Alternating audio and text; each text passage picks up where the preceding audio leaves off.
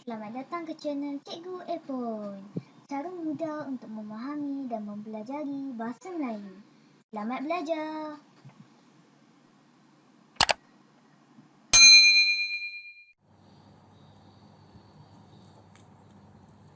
Assalamualaikum dan selamat sejahtera. Okay, baik, hari ini cikgu nak terangkan apa itu tanda baca dah. Tanda baca untuk peringkat murid tahap 1 sekolah rendah, tak banyak tanda baca yang perlu diberi penekanan. Walau bagaimanapun, murid perlu faham ketika bila untuk menggunakan tanda baca tersebut. Okey, cikgu terangkan sepintas lalu . Baik, tanda baca yang amat penting iaitu tanda baca noktah. Noktah ini perlu diletakkan di hujung ayat.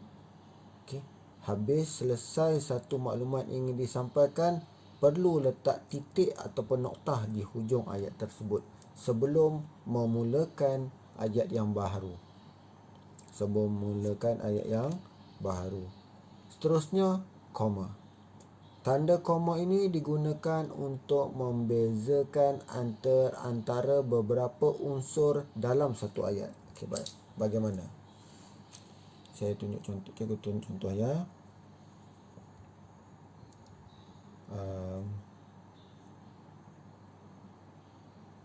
Saya suka makan buah limau,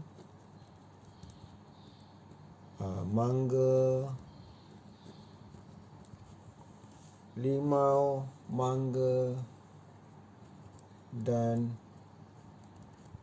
ciku. Jelas ya? Nampak?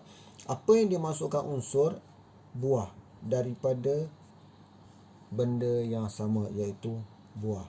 Jadi perlu diletakkan tanda koma ini sebelum dan. Jadi di sini ada satu tanda koma membezakan antara limau dan mangga. Itulah fungsi tanda koma. Dan tanda noktah pula seperti yang cikgu terangkan tadi, di hujung ayat menunjukkan maklumat ataupun ayat telah selesai. Jelas ya? Okey. Tanda seru pula digunakan pada ayat yang mempunyai kata seru. Baik, sebagai contoh, hai. Hai ialah kata seru. Selepas kata seru hai, perlu letak tanda koma. Hai, lama tak jumpa. Dan di hujung ayatnya perlu letakkan tanda seru. Mengapa perlu letak tanda seru? Kerana ada penggunaan kata seru di permulaan ayat. Peringatan, kata seru cuma terletak di permulaan ayat. Selepas kata seru perlu ada tanda koma. Jelas ya? Baik. Ayat tanya. Ayat tanya menunjukkan ada unsur-unsur cuba untuk mendapatkan jawapan. Okay, untuk mudah faham, tahap 1, kebiasaannya cikgu jelaskan, untuk mengetahui ayat tersebut ayat tanya, tengok jika ada babas belum dimasak. Babas belum dimasak ialah kata tanya asas yang biasa digunakan dalam buku, iaitu siapa, apakah, bagaimanakah dan seterusnya. Jadi biasa yang cikgu terangkan, jika dalam ayat itu ada kata tanya, tidak kisahlah kata tanya itu di hadapan, di tengah atau di belakang, pada hujung ayat perlu ada tanda soal. Okey, cikgu cuba bagi satu ayat. Siapakah nama kawan kamu? Nampak? Di hujung ayatnya perlu ada tanda soal kerana di dalam ayat ini ada kata tanya siapakah. Apabila kata tanya bermula di hadapan ayat, murid perlu letak tambahkan partikel kah di situ. Ya. Baik.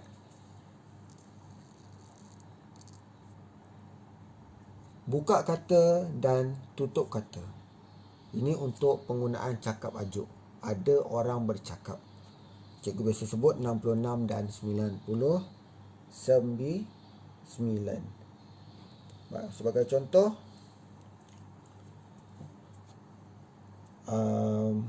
cikgu bina ayatnya ya.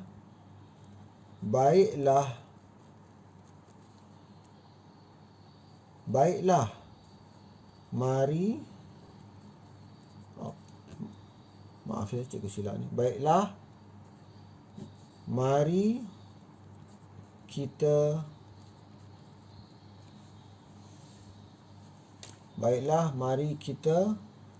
pulang. Okey, baik. Di mana nak diletakkan buka kata dan tutup kata itu? Baik, buka kata ini diletakkan pada permulaan adanya cakap ajuk dan apabila telah selesai di hujungnya. Baiklah, mari kita pulang. Kemudian letakkan tanda koma di situ. Kata Ahmad dan noktah. Okay. Itulah dia cara menggunakan buka kata dan tutup kata. Dan seterusnya, yang paling penting murid-murid, apabila merujuk kepada tanda baca, yang paling merujuk kepada tanda baca, di situlah tadi yang asasnya. Tetapi apabila kita perlu mengedit teks, termasuk juga mencari dan membetulkan ejaan yang salah ejaannya. Okey, jadi murid jelas ya. Untuk lebih jelas, kita rujuk pada latihan buku aktiviti Bahasa Melayu tahun 3, jilid 2, muka surat 80. Okey. Murid tengok muka surat 80, buku aktiviti jilid 2. Kejap cikgu kecilkan sikit skopnya. Okey, baik, boleh nampak ya. Baik, arahannya. Baca arahan dahulu, jangan lupa. Bulatkan kesalahan ejaan. Arahannya bulatkan kesalahan ejaan dan imbuhan serta lengkapkan tanda baca yang terdapat dalam petikan. Maksudnya mungkin ada tanda baca yang sengaja ditinggalkan. Kemudian salin semula dengan tulisan yang kemas. Okey, baik. Maksudnya murid perlu baca petikan ini, bulatkan di mana tempat yang ada kesalahan ejaan dan imbuhan serta lengkapkan tanda baca yang ditiadakan dalam petikan ini. Baik, cikgu lihat ruang di bawah ni agak terhad, tak jadi masalah. Setelah murid dah edit dan betulkan petikan ini, cikgu nak murid salin dalam buku BM3 ataupun mana-mana buku BM 1 atau 2 yang ada pada murid. Jelas ya? Murid salin dalam buku BM3 ataupun mana-mana buku BM 1 atau 2 yang ada pada murid. Tapi pastikan dahulu murid dah betulkan kesalahan itu, dan ketika salin dalam buku